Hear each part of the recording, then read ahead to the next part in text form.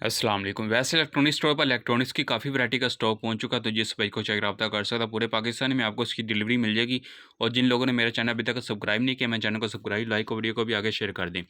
तो सबसे पहले मैं आपको ये ड्रोन मोटर दिखा देता हूँ। कॉपर की इसके अंदर बैंडिंग हुई है और इसके वायर के साथ इसके अंदर जैक भी लगा हुआ है।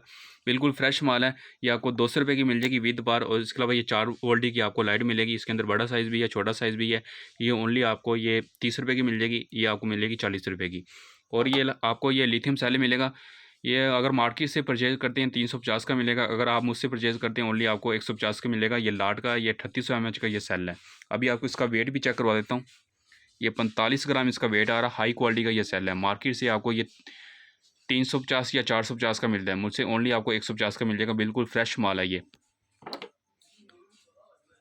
तो जिस भाई को चाहिए रब्ता कर सकता है। पूरे पाकिस्तान में आपको उसकी डिलीवरी मिल जाएगी। आपने जितना भी सेल या मोटर लेनी है उसकी अमाउंट आपको पहले भेजनी पड़ेगी। अगर आपको लगता है कि आपके साथ स्कैम हो जाएगा, मांगा मंडी में मेरी शॉप है, वेयर हाउस है, यहाँ से आकर इसको खुद बाय कर सकते हैं।